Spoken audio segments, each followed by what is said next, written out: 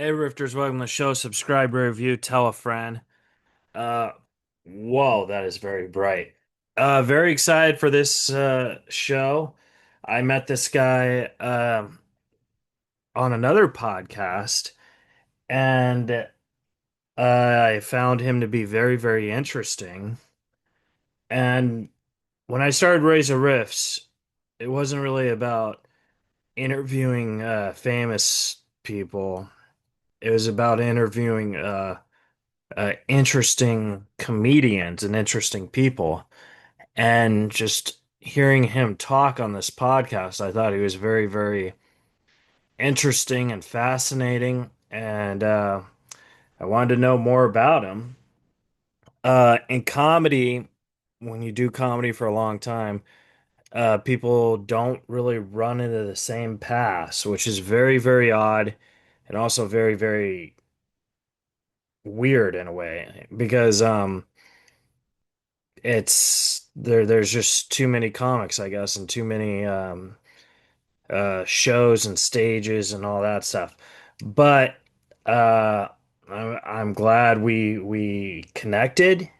So I hit him up. I was like, "Hey man, I would love to interview you." So I'm gonna interview him. And I know he's been on a Showtime special with Caroline Rady.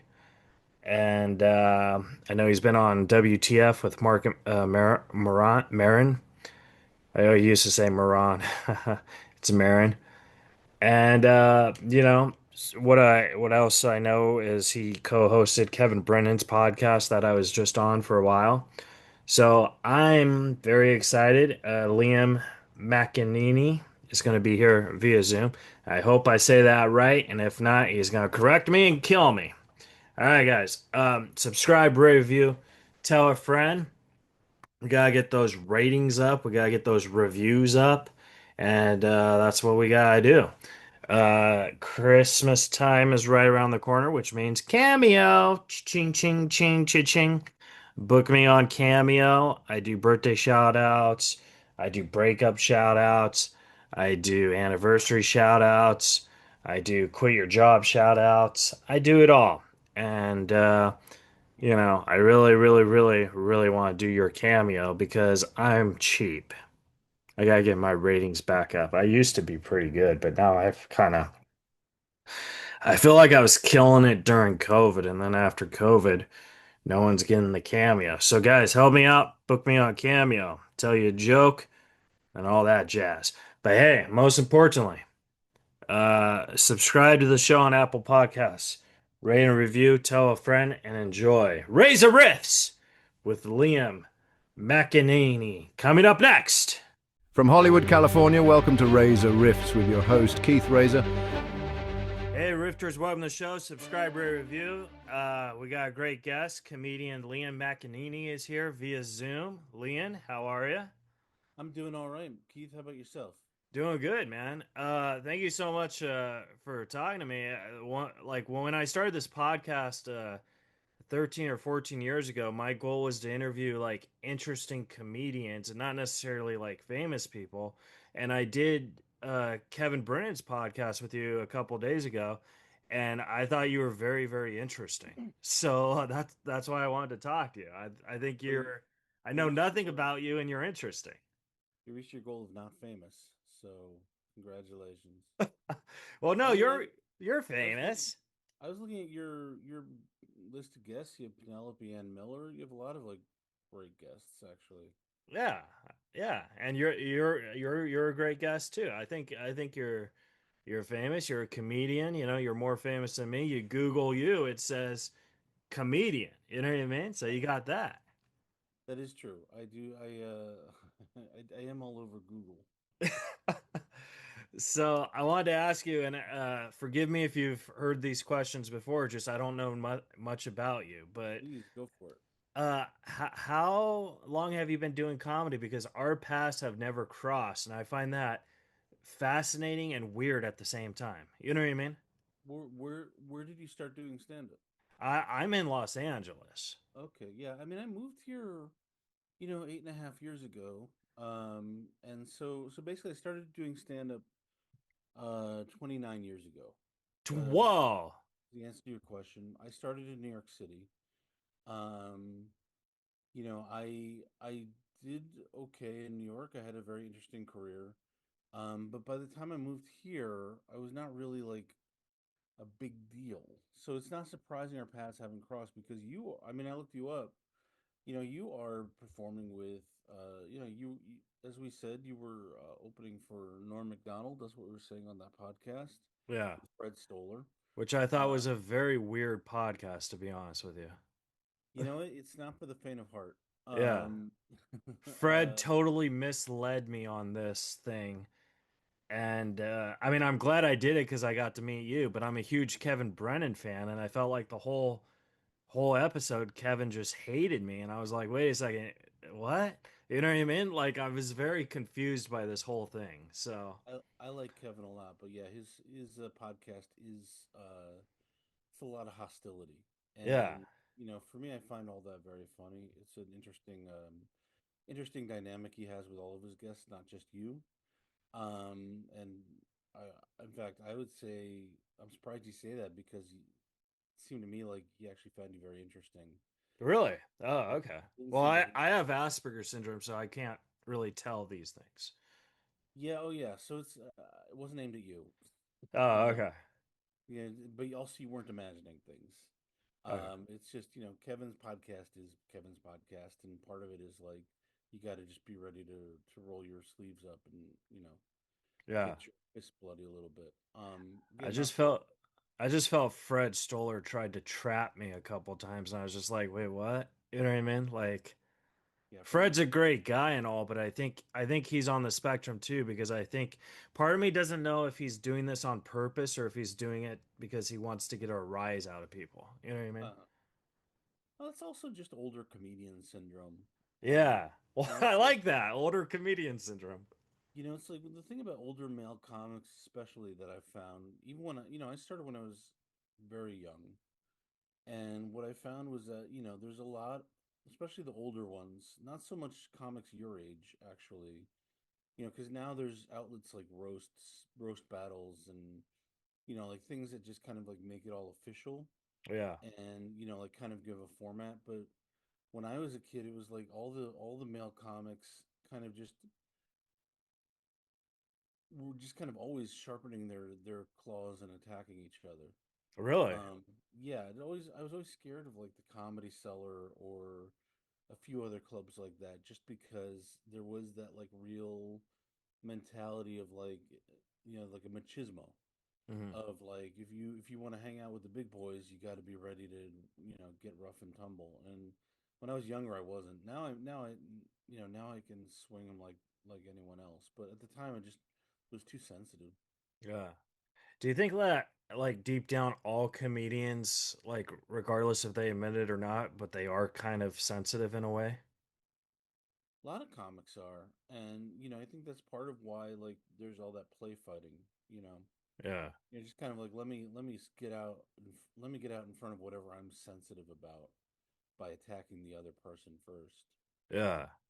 Yeah, I mean, see, maybe that's the difference between me and everyone else is I admit my sensitivity. You know what I mean?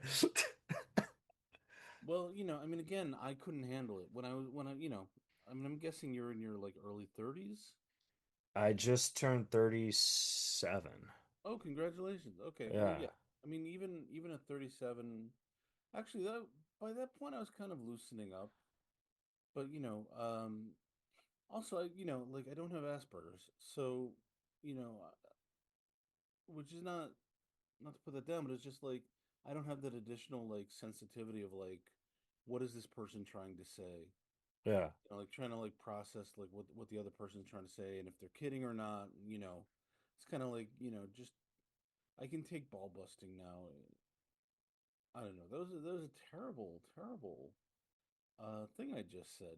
I'm sorry. I wasn't making fun of Uh, your Asperger's. I was just like no, I saying didn't I don't think have you that were at additional all. No. I don't have that additional layer of like trying to figure something out.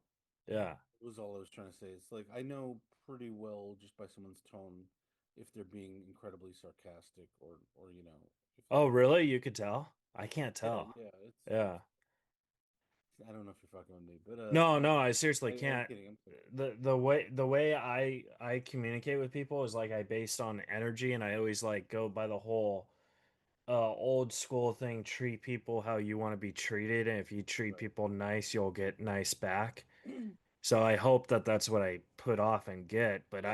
I don't know if that's what you know what I mean? Like, Yeah. No, it's no in comedy. I've never had anyone treat me like that. So there's a oh, good really? thing you're ahead of everyone else.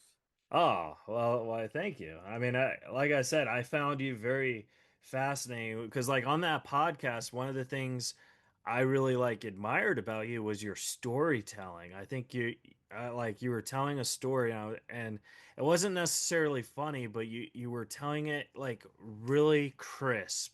And I was like, Thank that's you. very, very hard to do because I feel when people tell stories, they either kind of put a little more mustard on it to make it more interesting. And but like it's like your stories, you just knew what was just you know what I mean, just coming right out at it. So I thought that was really cool. It's it's just when you talk to comedians, you have 45 seconds to get a story out, Yeah, and then at 45 seconds, they either jump on it or they make a joke or they just completely redirect the conversation. yeah, yeah. And so I've learned to just I'm kind of a boring person, actually. It's kind of interesting that you say that because I felt the opposite. Really? I was just kind of like, man, I used to be very concerned about being interesting in conversation, and I just don't care anymore. And I Oh, feel like it can get boring for people to just yeah. listen to me talk and try to reach a point. Wow, I totally disagree, man. I think you're very interesting. I think you got something on you, like where like if our paths never crossed, like on that podcast, and I Hmm. just saw you do stand up or whatever, I'd instantly be a fan because like you just captured me like that, and that's very hard to do because you know how it is. It's really hard to make other comedians laugh. You know what I mean? Yeah, and I honestly cannot get through all my layers of self-loathing to figure out if you're fucking with me or not. No, I'm being I met so serious. I met Norm once. I hung out with him between shows backstage at a comedy club, and he could not have been less interested in anything I had to say. Really? Yeah, because the thing is, like, thank you for saying, I'm an interesting person, but for a guy like that who's so quick and so sharp, Yeah. like I tend to kind of meander and go all over the place and not make my point immediately. Yeah. Yeah. And for someone like that, I think you just kind of get like you just get bored after 20 seconds. Wow. If I'm still talking and talking and talking. I've had that with a lot with like comedians. I'm very intimidated by comedians like that because they're so fast and they're so sharp and they're so good at thinking of the funniest thing in the moment. So did you feel Norm didn't like you, or was he like saying stuff to you that he Not didn't? at all. Well, I'll tell Oh, you what was he I wish I remember what he told me a very funny story. He was actually trying to make me feel at home. He was actually quite the opposite. He was being very nice to me, right. I think. And then so he told me this story, and then I was like, "Oh man, I had a very similar experience." So I started telling my story, and then it kind of like about 15 seconds in, I think we both realized I was telling the same story, but about a different thing. Right. I've had that happen to me too, man. But He not necessarily with Norm, but with other people where it's Yeah, like he was like, "Holy shit, are you telling my story back to me?" And I was like, "No, no, I promise." But so I'm more, I'm not like a guy who's super duper funny in conversation. right. I'm a guy, and I think people get disappointed with that. And boy, like you talk to someone like Colin Quinn, right? Like that guy is just so fucking fast. Like just like fast and sharp. And Norm was like, I think you probably, I mean, Norm was like that too. Yeah. Like, I was like, holy shit, this is a mind that never stops.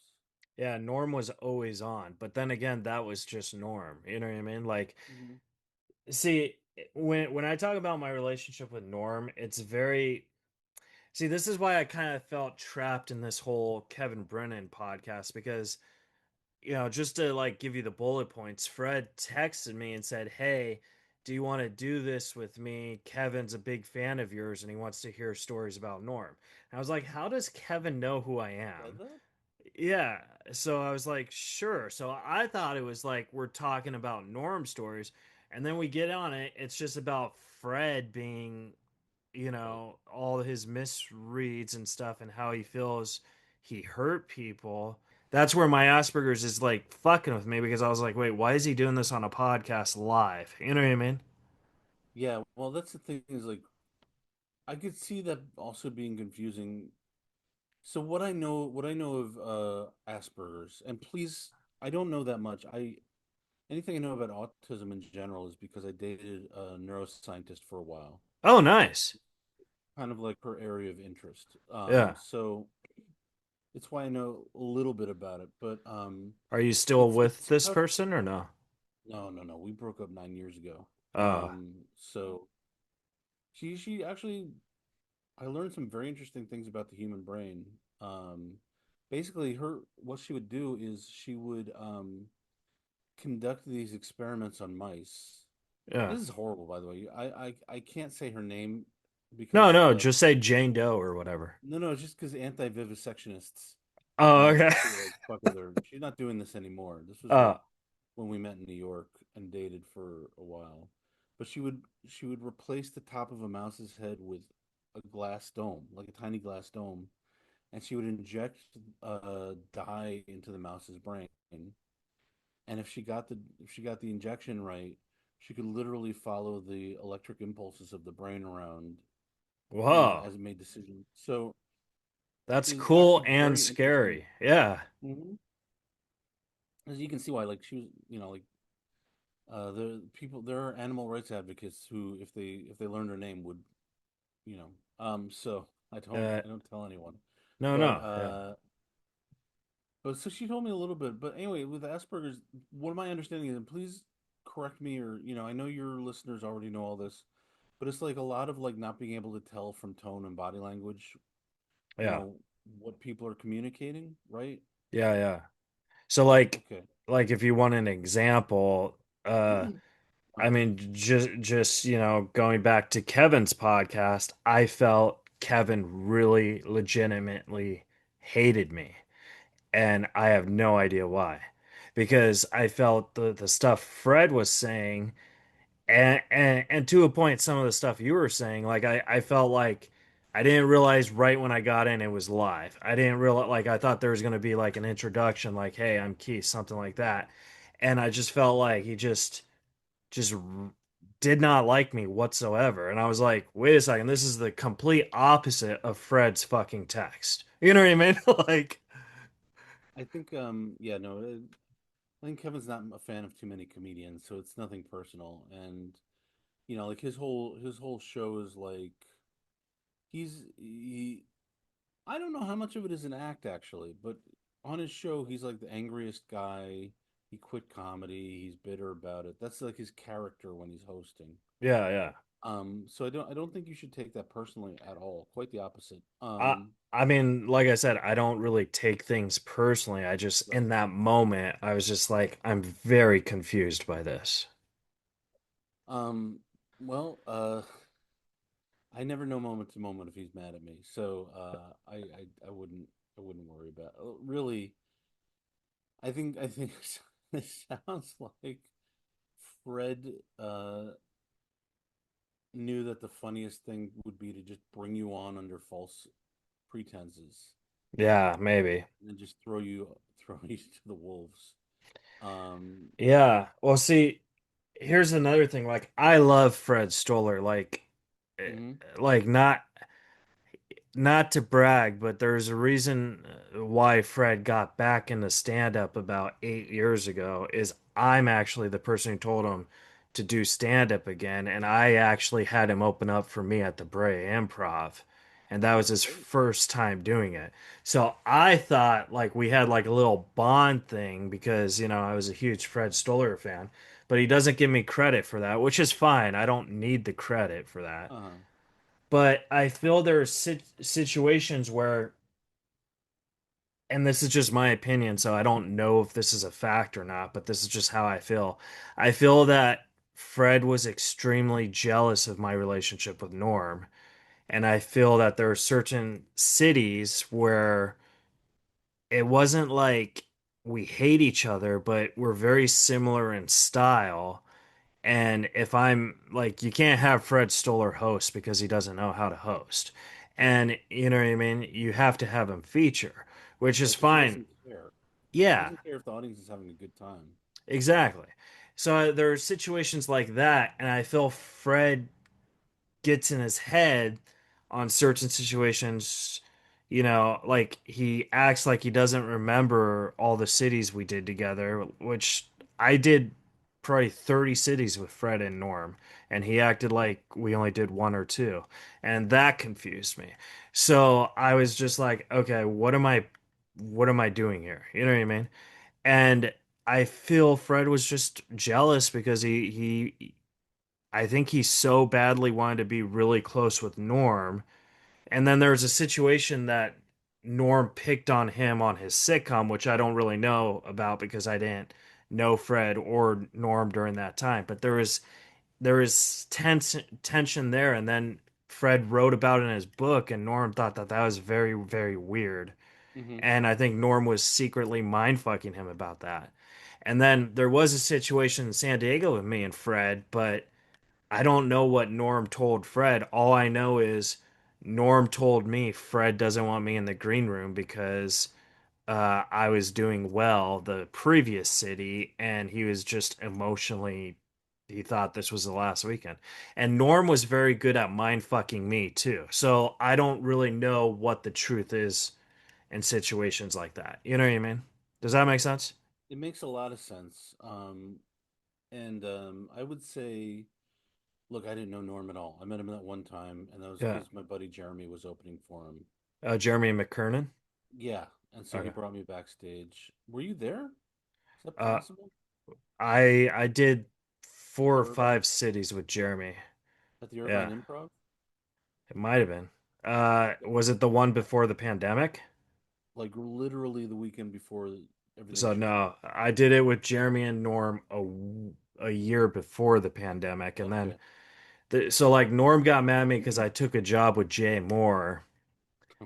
Nothing against Jeremy and stuff, but Jeremy kind of took a lot of my dates because Jeremy was also writing on The Connors, I think, and Norm was a producer on it. Something Oh, like that.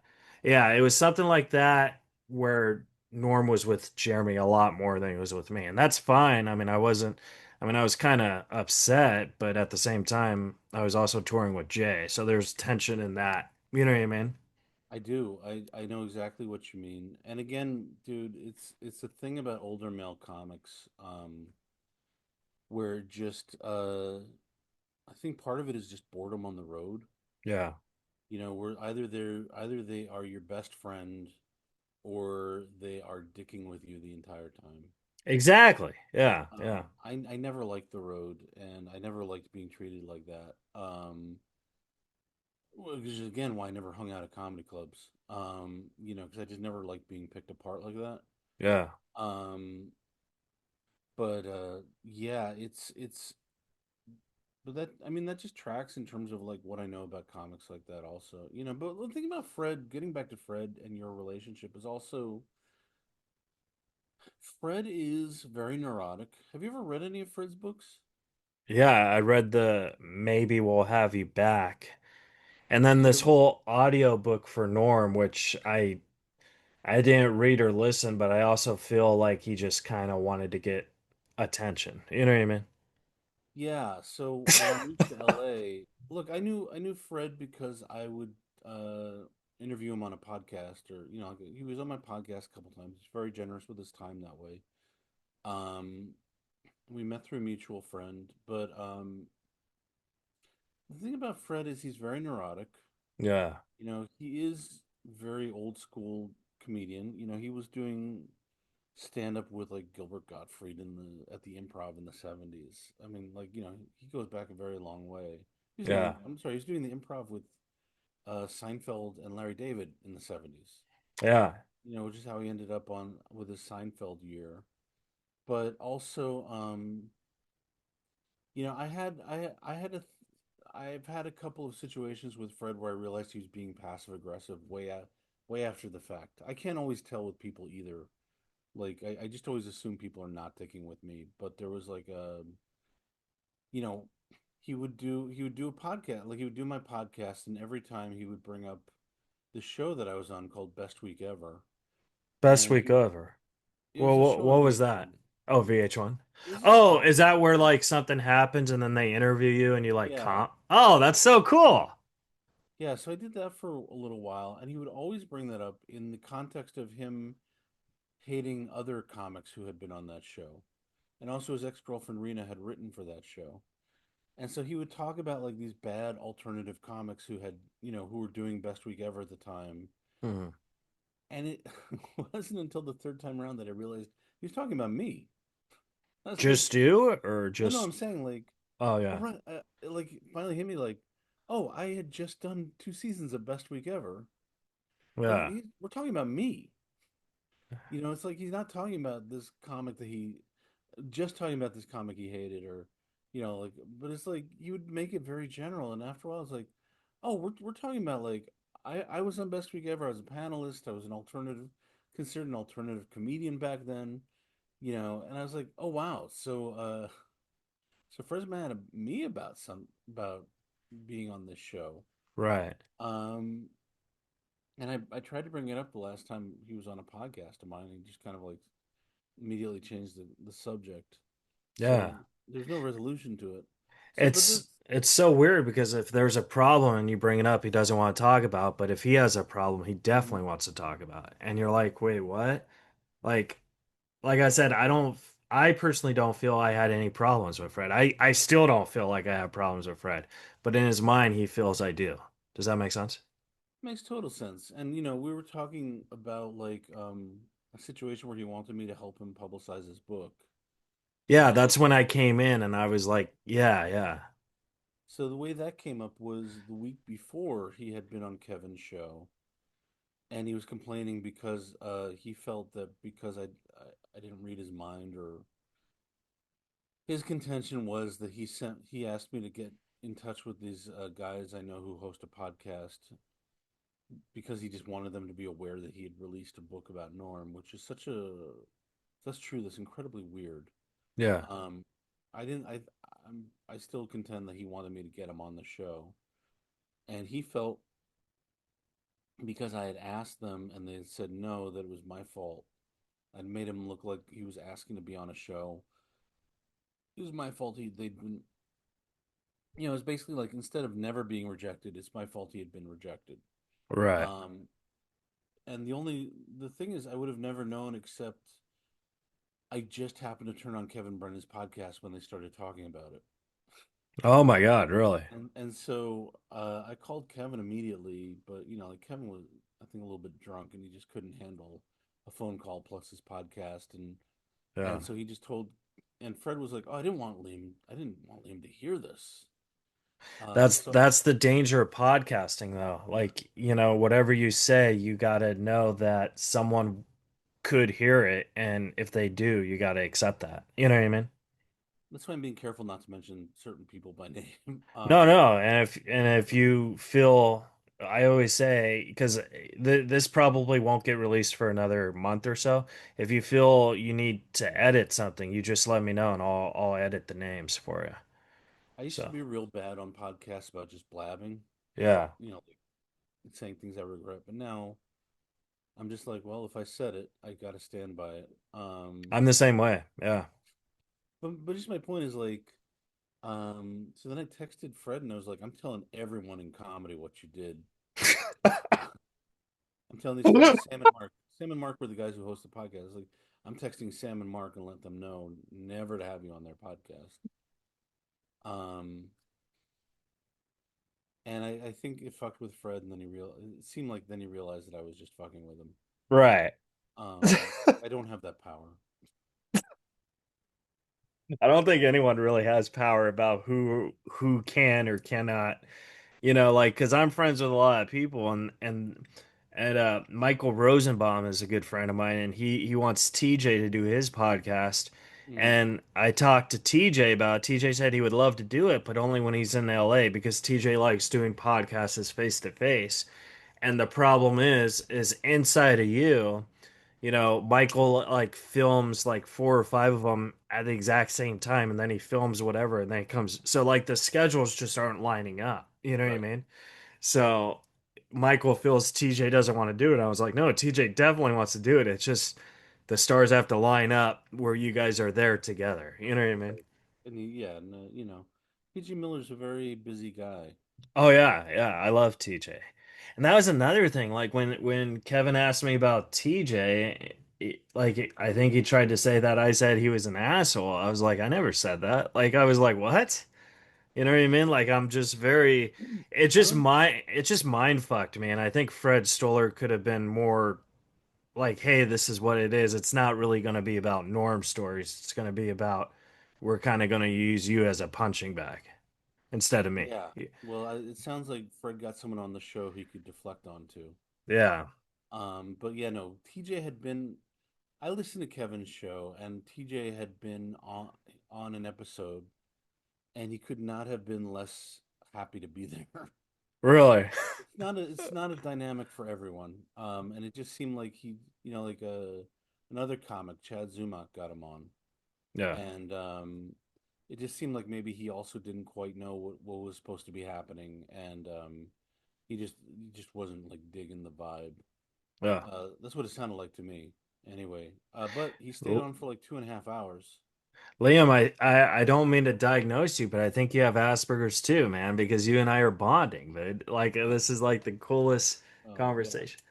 I I have ADHD. I have a bunch of things going on with me, but it's not Asperger. I'm not on the spectrum apparently. uh all right. I did want to ask you a question, and I apologize. You've probably been asked this a thousand Please, times, but nobody gives a what? shit about me anymore, Keith. Like maybe 10 years ago, Okay, I would have been asked a million times, but now I barely do podcasts. I might as well plug it. I'm releasing a special in October, and so I'm going October. to be trying to get the word out. But What day in October so we could get we this don't know. out? You don't know. Okay. We don't know, and get it out whenever, dude. Don't worry about releasing this at a specific time. I'll get it out in October to help promote your special for sure. Well, thank you, but if you want to get it, just release it according to your schedule, and I'll tell you why. Is because people are gonna remember no matter what. Yeah. Like, but, I don't know. Do whatever you want. I'm sorry. But I will say, it's gonna be on Amazon Prime. It's called West Coasting. It's gonna be part of a season of specials released through Comedy Dynamics. Oh, that's Um, awesome. Congratulations. Thank you very much. Yeah, my hope is to get people to give a fuck about me again Yeah. by doing a very heavy, uh, publicity tour, Well, or after this, with you let me know. I'll make some calls. I'll say, hey, I'll call my friend Mark. I'll be like, you gotta get it. Oh no, that was a bad Mark joke. and Sam. But okay. So anyway, my point is just ask whatever you want. It has not been asked before, or if it Okay. has, it's been a very long time. Well, I want because I did a little research on you, and I found this very fascinating that you did your own tour in Europe, like where you didn't have an agent or a manager. You actually called Hmm. these places and you sold your own tickets and all that stuff. And I wanted to know how was that? Like how was that? That's incredible. So that's not entirely true. It's not I true. did Okay. no, no, I booked my own tour. Okay. So basically, um, I have a friend who was an editor. Let's start at the beginning. I am ADHD and I'm learning how to really tell stories correctly because Right. I tend to start in the middle and then jump backwards and forwards. I was reading The Onion. There was a picture of my friend when he was young, hitchhiking, not hitchhiking, but hiking through Europe. Uh-huh. Turned out he'd never been to Europe, and that was just a Photoshop. But at the time I wasn't doing much professionally. It was like a kind of a slow time, and so I just kind of like was sitting in my living room, spinning out like, because at the time I hadn't gone to college. I'd never done a semester abroad. My parents didn't really have money when I was young to send me on a vacation to Europe. Right. At that point, I actually had been to London for 2 weeks, staying at a youth hostel. And I was like, man, I wish I'd done this. I wish I'd done that. And then what I always do is then, once I get through like the self-pitying phase of that, like the being angry at the world phase, Hmm. then I take a step back and I say, well, how do I do that now? I've Right. done that a few times in my life. And so I said, look, I have a skill people pay for there. At the time, it was like comics were getting paid pretty well to perform in the UK and Ireland and all that. And so I just said, let me make a list of every European country I've ever wanted to visit, and I will Google shows and clubs in those countries. And I did that, and I sent out about 100 booking requests. And out of the 100 booking requests, I booked, at the time, it was 4 weeks with a week in the middle so I could go to France, like go to Paris, 'cause I'd never been to Paris. Right. Um, So as it 20 happened, yeses? 20 yeses? I would say I did a couple of weekends actually. Oh, So, nice. but also it was my first time doing it, so there was a lot of just like doing open mics or shows that didn't pay just to kind of meet people. Right. But I got like, and also getting work at like some of the smaller clubs in London. I did a weekend auditioning at a club in London that called Jongleurs, which apparently, was like this. It was the flagship club in London. It was a big club, and what I learned is that Jongleurs was a very it's the chain no longer exists. Oh, It it's was not not that big then. no, You know but what a it was like perfect club in London would be? what's that? Rippers. Like Jack the Ripper? Yeah. I don't know. Yeah, well, I mean, I did wish someone had taken me out of my mercy. Because the first night I actually did okay because I was just telling joke, joke, joke, joke, joke. Then the second night there were six what they call hen and stag parties, which are bachelorette parties. And in Europe, those are very notorious because people get very, very drunk and they do property damage. Yeah. And so it was my first time getting booed off stage in my life. It was my last time, actually. I'd not done well and I'd been heckled and I'd left shows feeling like shit. But it was my first time actually having to leave the stage because people wouldn't stop booing me. Now, Um, before you move on, let's talk about that no, for a no, no, no, second. please. Uh, because not to brag, but I've never been booed off stage. I've bombed to the point where I wish people booed me off stage. But I've always felt maybe like when I first started comedy, I always felt that was my biggest fear. But I feel like, then that doesn't happen, but it actually happened to you. So in your mindset, how did that make you feel? Do you remember or It made me feel like shit. I got really? off stage. The other comics loved it. Really? Um, yeah, of course. I was doing a 10-minute like audition spot right in the middle of the show. One, one of the next act up were these like two huge black dudes who played instruments. So I Right. got off stage and one of them just goes, "No pussy for you tonight, mate." And I was like, "You're absolutely right." Um, that is not a joke. And then the MC, who actually knew because he had performed, I was running like a pretty hot show in New York at the time. Yeah. It just so happened that I knew the MC from coming over and doing my show there. He just threw the next act up on stage. Really? Oh, and they just shouted the audience down. It was actually quite an education and like how to deal with an audience that doesn't want to be entertained. Yeah. They literally shouted at the audience till they shut the fuck up. Oh my God. Um, so it's like, but look at I also did a weekend at the Stand in Edinburgh, which is one of the best comedy clubs in the world, and I Right. had like an amazing time there. The reason you wanted to do jongleurs back then was if they liked you and you were passed at the club, you were passed at all the 20 other clubs that they had around the continent. It was Yeah. like all over London, all over, I'm sorry, England, all over Wales, Scotland. And so like basically you could do you could do a couple of months just doing jongleurs clubs, and even though again they were notoriously tough rooms and they were notoriously not good gigs, but that was money. I mean, so Right. you could like hang out in Europe for a long time on that money and do like better shows.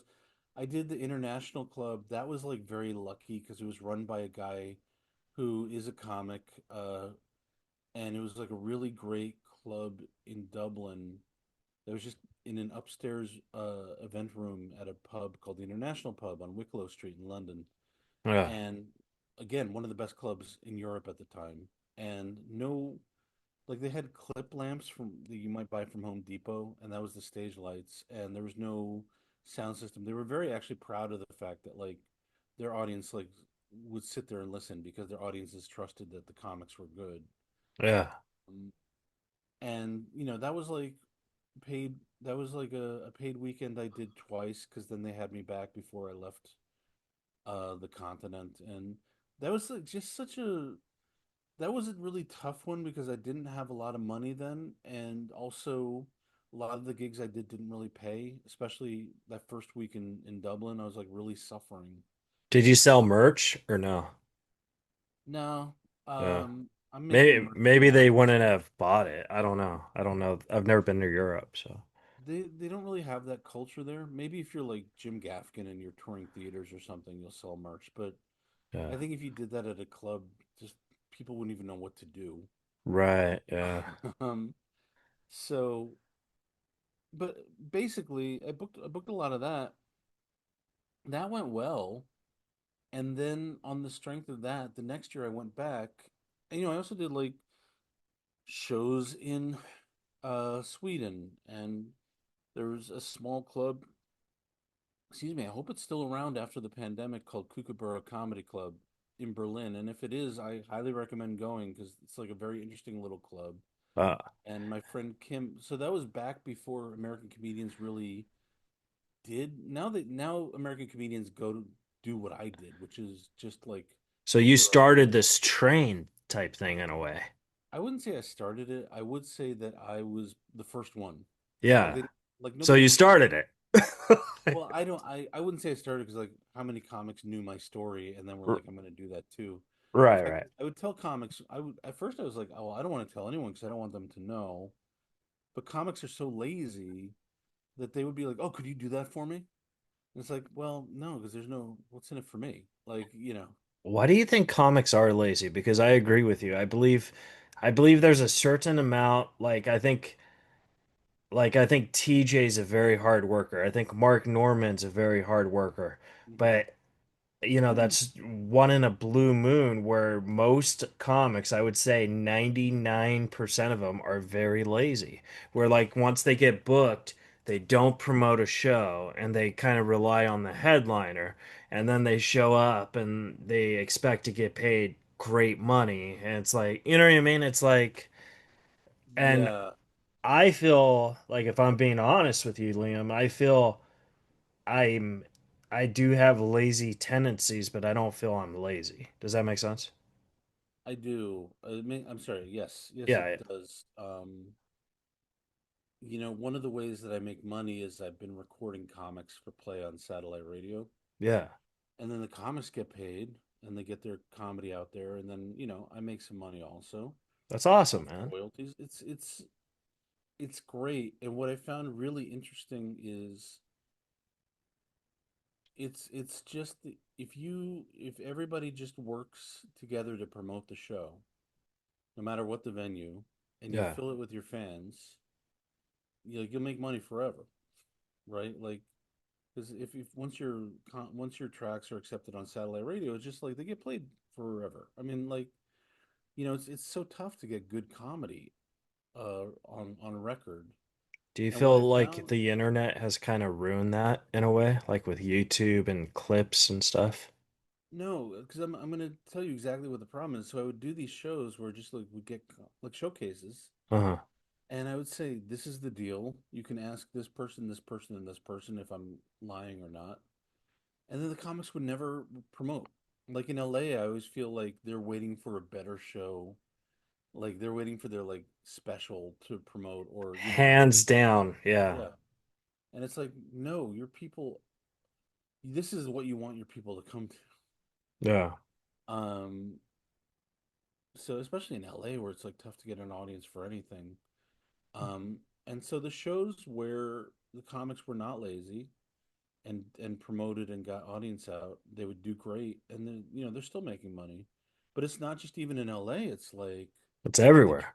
I tried it in other cities, and it's like I have quite a few stories. I can't tell you on the air, but I have quite a few stories where I was just like, "You're never gonna do better than this." Yeah. Like this is the Well, deal. I mean, I'm going through a situation like that because I've ran I mean I should backtrack a little. Ran is a word where it's just me. I helped run a comedy club with three other comics in Huntington Beach. It was called the Rec Room. And Oh yeah, I've heard about. No wonder I've heard your name. I'm yeah, sorry I heard your name. Okay, yeah. And it closed down and I'm sorry. it was the best club in the world. I And heard that. it really was. And it was me, Hunter Hill, and Kenny Weber. And Hunter Hill's great. Hunter Hill's yeah, he used to be one of my good friends. And Uh-huh. we're still tight. We just don't talk anymore. So Your um comedian friends were comedian. we're I'm sorry to comedian interrupt, but just friends. No, no, yeah. comedians don't see each other for 10 years, and Yeah, then you see them, and it's like you never like no time has passed. I'm just exactly. explaining to your audience that that's how friendship works in stand-up comedy. Exactly. I'm glad you explained that because I feel like maybe people would have thought there was a beef with us, but no. But so I moved it over to the Mamba, which I'll send you pictures, but like if it's 140 people, you should do it sometime. I would love to. Um it's very intimate, but it's a sports bar. So like I've had Christopher Titus, Tom Arnold, Pablo there, and they before they do the gig, they're like, I don't want to do it. But then after they do it, they say it's the best ever. It's like, oh my God, it reminds me of the Rec Room, which is the point. Yeah. And I have Greg Barrett this week, and I love Greg. I think he's one of the funniest guys, but he's not selling.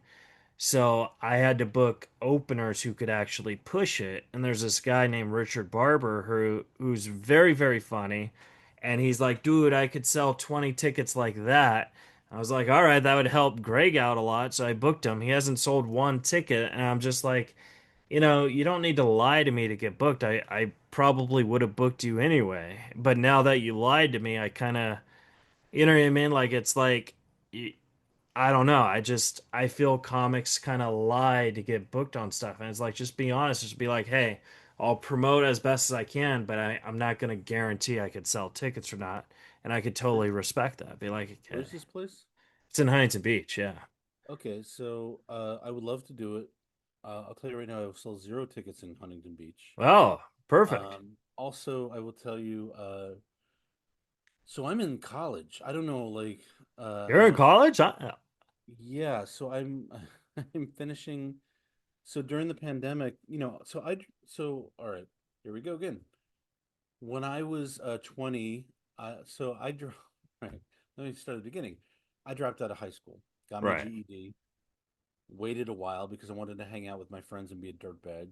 Uh-huh. Realized that that wasn't the move because I just was a little more ambitious than everyone else I knew Right. because we all just like to drink and those guys like to get really really high and that was their thing and I never liked to get high and anyway went did a semester and a half at Queens College but I was also doing open mics at the time. I got hired for a tour which I was not ready for, and so I quit college to like go on tour and Uh, bomb everywhere, which is one of the reasons I hate the road. um but you had to do that. At the time, you had to do oh that because that was an experience. That's a lifetime.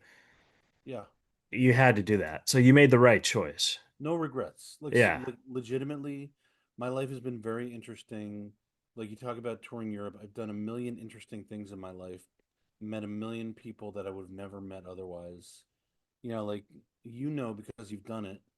Uh, there's a big leap of faith in just saying, this is what I'm going to do full time, even if you have a shitty day job that you have to back it up with for a while, which I did. I got off Yeah. the road, worked at a call center. I've done like a ton of like weird temp gigs. I've done like little 1 day gigs to just to make money. A lot of shit. Didn't live very well. During the pandemic, I said, my dad passed away not from COVID, but from just senior citizens being told not to go to the doctor's office, it was like early days when Yeah. you were just told like stay away from hospitals because people were just dying left and right in hospitals. I know that feeling. I feel like that's, I mean, even though Norm had cancer, I truly feel that that's the reason why he died because when his cancer was getting worse, that's when he needed to go to the hospitals and they wouldn't. Yeah. So, And he was terrified, by the way. I mean, like, that was part of what we talked about. He was like, I think tomorrow I'm going to come with, like, do a bit with gloves and a mask, but I'm not kidding. yeah. And he did. Actually, the footage is on YouTube. Oh, yeah. I Um, saw it. Yeah. so, but that's where that came from. Was we were talking about how, like, what do you do with this COVID? Because nobody really knew what a coronavirus was. Yeah. So my dad passed, and you're right. I think if it hadn't been for that, Norm might still be with us. He might be on this podcast instead of me right now. You Um, know, I could have interviewed Norm. I mean, I interviewed him once and I could have interviewed him every single week, and I kind of regret not doing that. You know what I mean? Because I'm the type of guy, once I interview you once, if I interview you again, it's because I didn't finish what I wanted to say the first time. that's great. And honestly, Norm followed me on Twitter, and Oh my God. That's so I awesome. And you thought he hated you. Dude, if he followed you on Twitter, he liked you. well, so here's the thing. I'd never met him except for that one time. Uh-huh. The first his Twitter account went live. And what he said was, I was watching an interview with him. Then he unfollowed me after a while. And what he said was like an assistant had set it up without telling him and was tweeting, like trying to tweet funny things in his voice and followed people he didn't know. And I was like, okay, well, at least I could say that Norm followed me. Right. And then one day he just started following me again out of the blue. Yeah. And so I was like really nervous when I went backstage to this green room because I was like, well, what does Norm know about me? Is he going to expect me to be really funny or like I think he didn't know he was following me. I really don't know why he was following me at that point. But because we were mutuals, and that was back like in the old days of Twitter before Elon bought it. Uh-huh. So like when you were mutuals, like uh, it was like you could DM each other. So I would DM him once in a while and ask him to be on a podcast I was doing, and he never ever got back to me. And that was also why I was nervous because I was just like, he Really? might be really mad because he might think I'm like hounding him to do my podcast or whatever. I think honestly, it just never registered. If he did know who I was from Twitter, I don't think he put that together with who I was, like sitting in front of him in the green room. Okay, Um, so I will tell you this just because like uh, I knew Norm like the back of my hand, and everyone says that like I think Fred was trying to say that Norm didn't really like me, but Fred didn't really know my relationship with Norm. yeah, Um so if he followed you on Twitter, he 100% liked you and thought you were funny. So he must have saw you somewhere like on right. something in New York, do a spot or something because he would never have followed you. And he never had an assistant tweet for him. So that was just bullshit because I was his assistant and I never fucking tweeted on his phone. So that's that.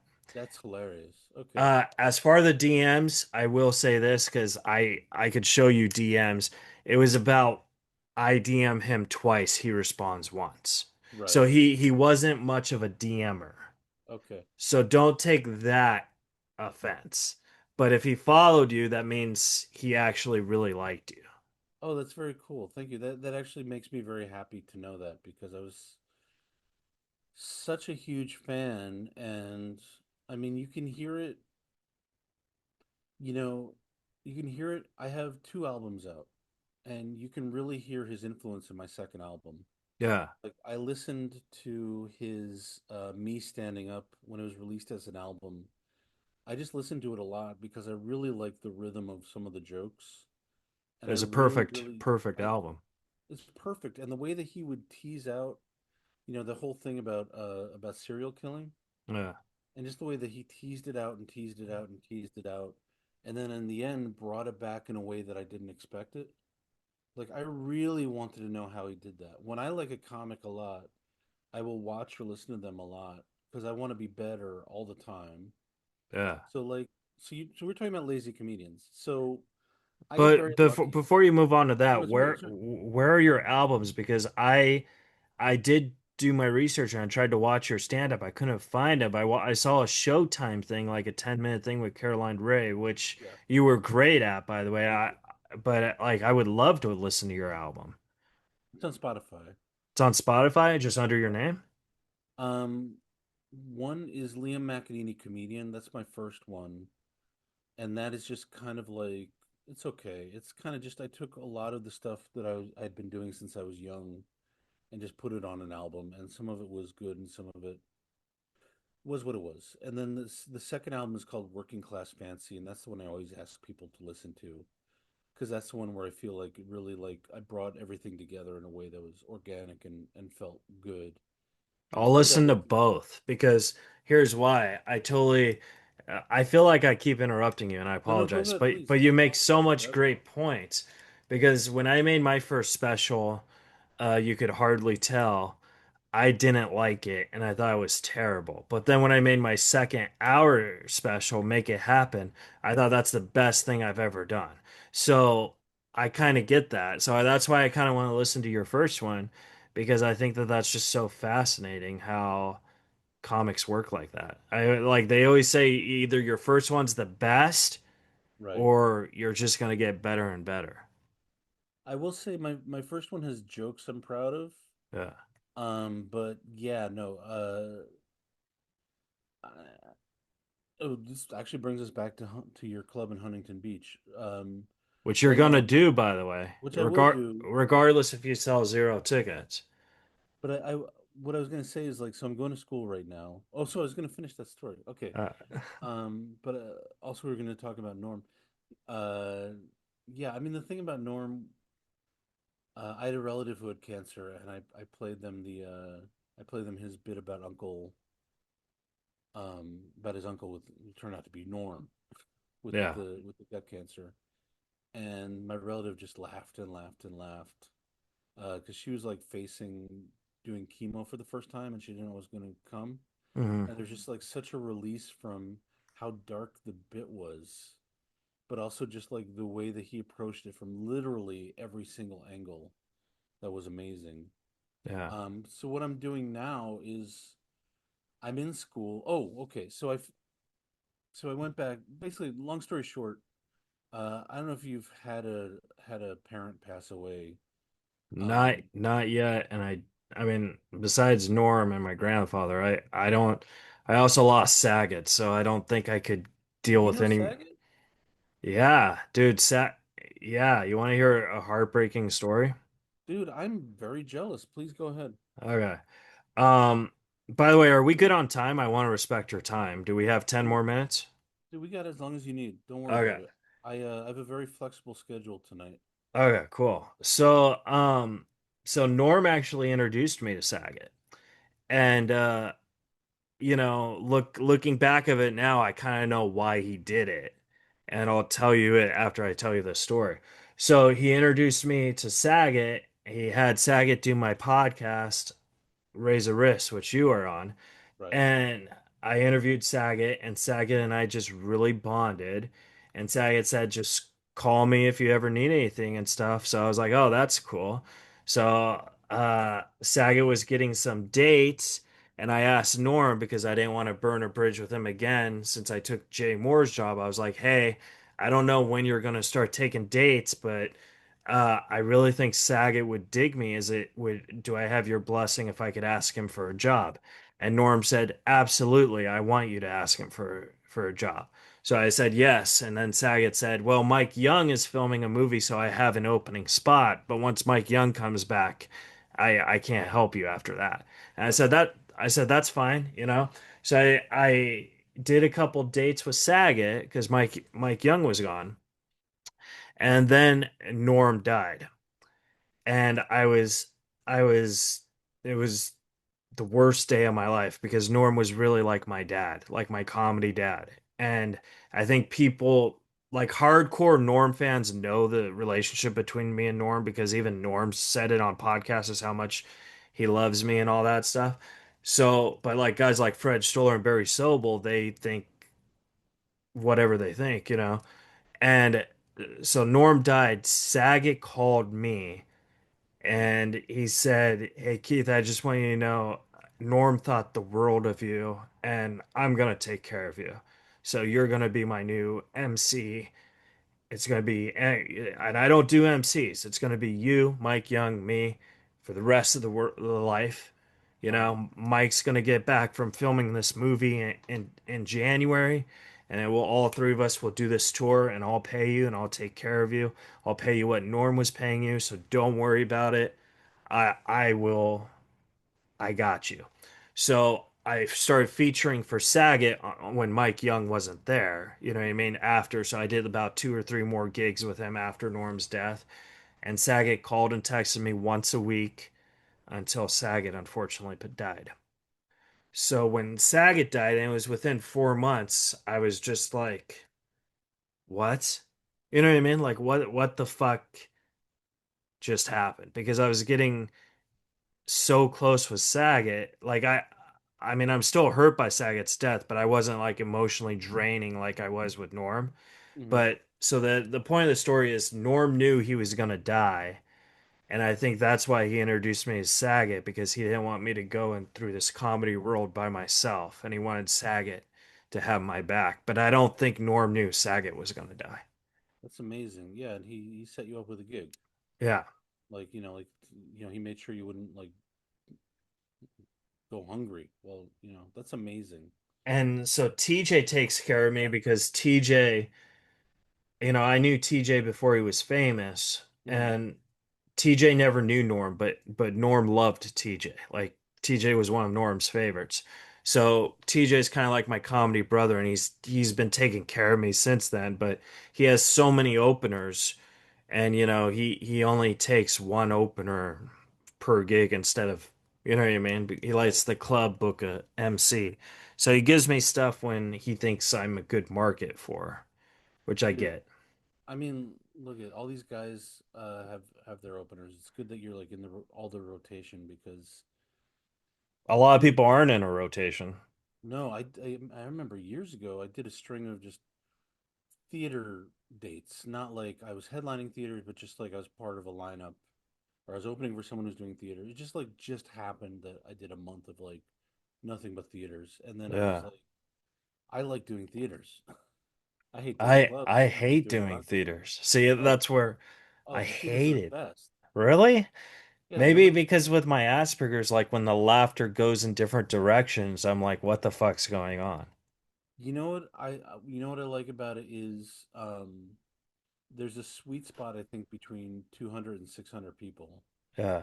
where once you have one section laughing, everybody just follows.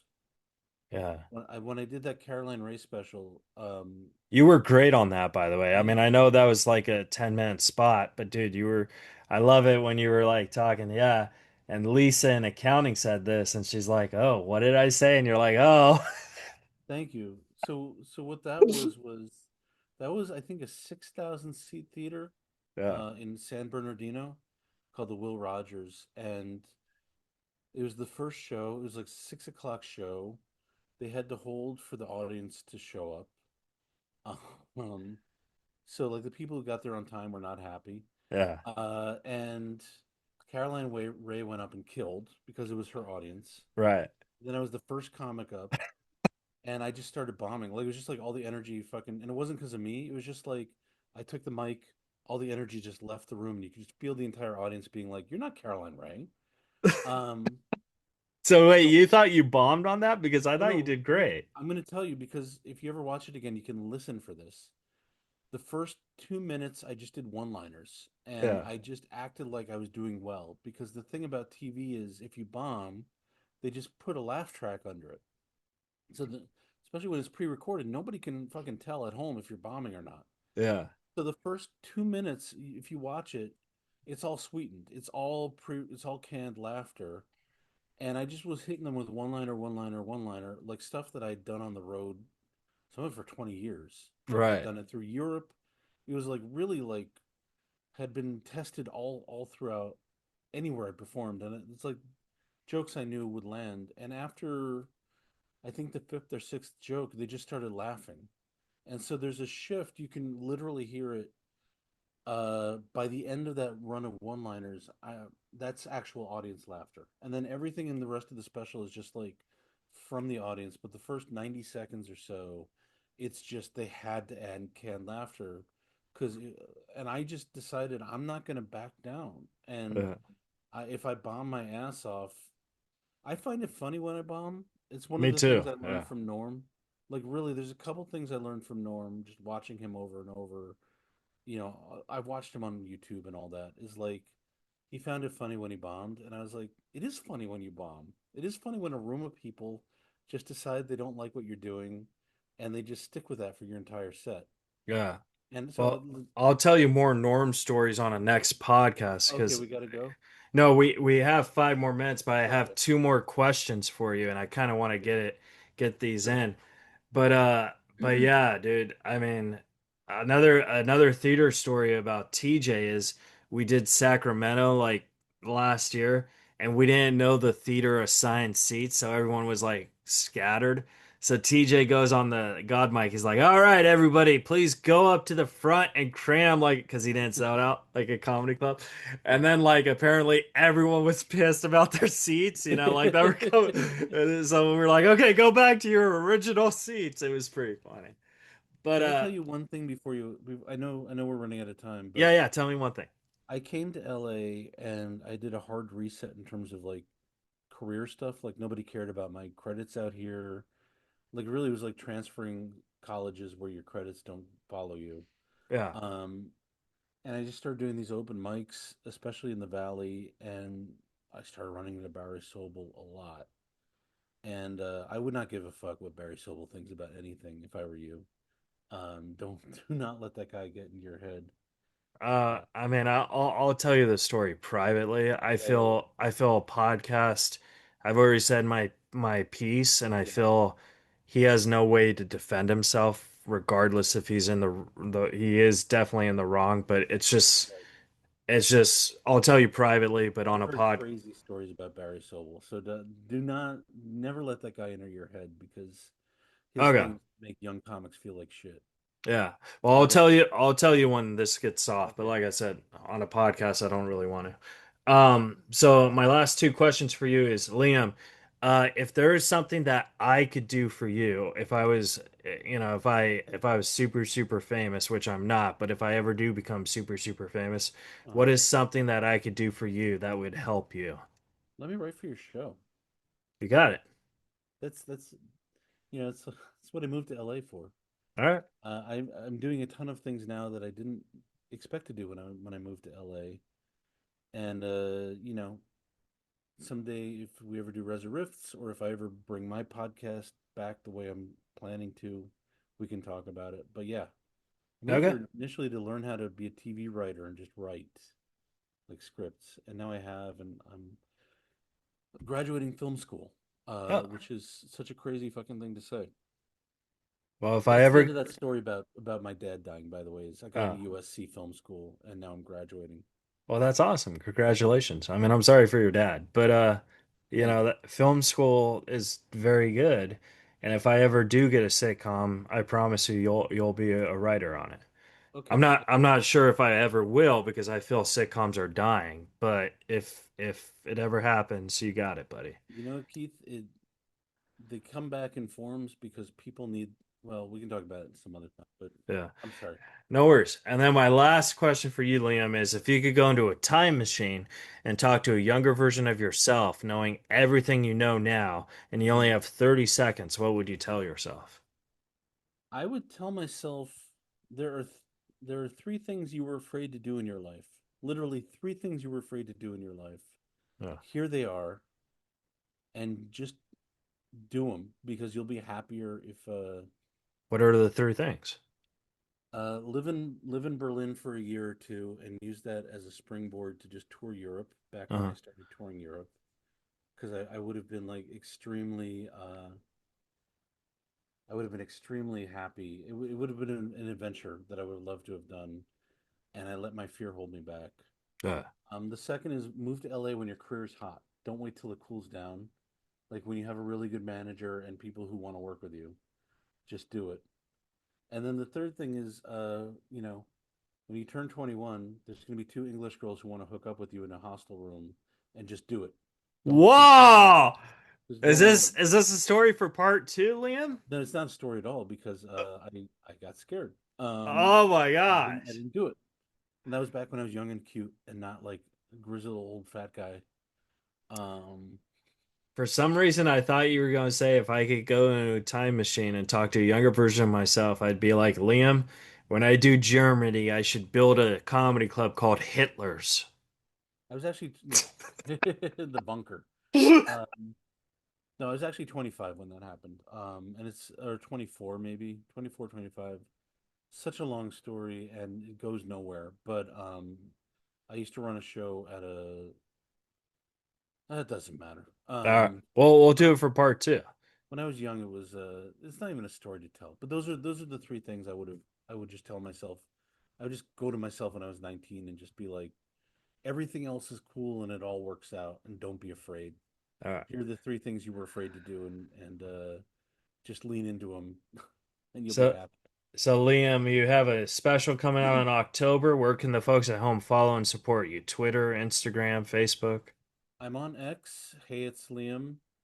But what I'd really love people to do, if you don't mind, is subscribe to my Substack at writeliam.com. Okay. You don't have to pay for a subscription. If you do pay for a subscription, I'll send you a free T-shirt. But which I literally just got the design for today and sent an email out to my existing paid subscribers. But if you want to subscribe for free, that's all I ask. WriteLiam.com. Or I'm sorry, one more thing. My Instagram is Radio Liam, and I have been told I should be better about building my Instagram following. So Radio Liam on Instagram. All right. Well, Liam, thank you so much. I really appreciate it. Great. Thanks for interviewing, letting I, me interview you. And I yeah. got to be honest. Whenever I hook up a podcast through Kevin's podcast, Uh-huh. that's why I was a little tentative at the beginning of this episode. It's usually someone who wants to fuck with me in some way. So Really? yeah, that's story for another day. But it's like Kevin is kind of like the cornerstone of a podcast universe where people just like to fuck with each other all the time, which used to be fun, and now I just find exhausting, and I don't participate anymore. Oh, well, I'm sorry you feel that. If you want to stick around after the podcast, we could still No, chat no, I want to for hear a your couple. story, Yeah. All right, guys, that was the episode with Liam McEneaney. McEneaney. Yeah. I had it right the first time. You Liam. did, but it's all right. It's all good. All right. Guys, get his special, support him, and we'll see you guys next week on Reza Rifts. Oh my, I'm sorry. My special West Coasting West Coasting on Amazon Prime in October. Okay. in October. All right, Reza Rifts.